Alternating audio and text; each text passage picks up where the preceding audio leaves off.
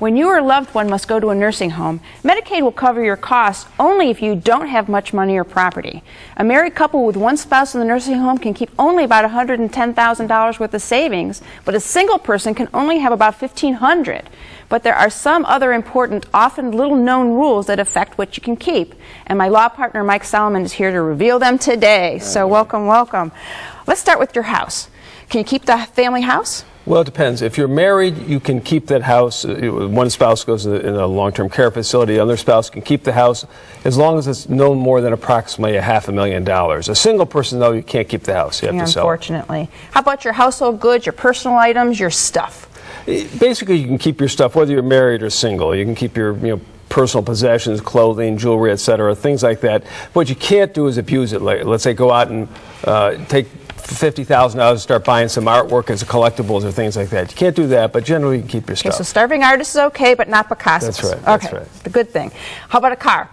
Well, again, married couple, they can keep, the married couple, let's say spouse in the nursing home, the community spouse can keep a car no matter what the value. A single person, though, can only have a car worth no more than $4,500. Don't ask me why that. Yeah, not much of a car these days.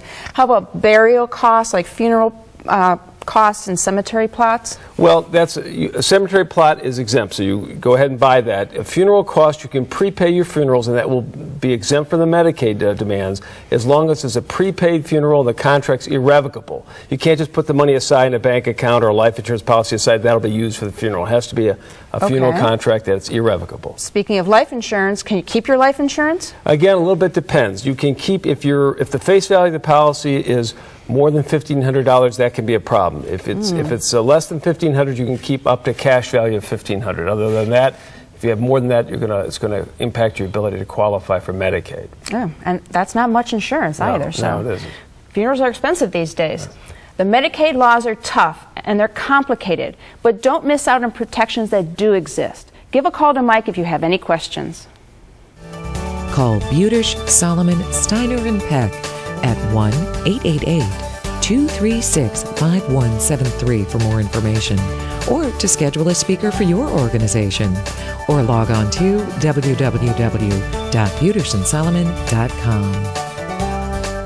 Thanks for watching. On next week's show, Are You Ready for Retirement? We'll help you tackle the transition when making sense of today's economy.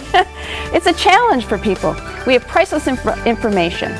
And is your house overweight? We have tips to trim the clutter, plus we'll wind our way back to the 60s when Wixie was king of the AM airwaves.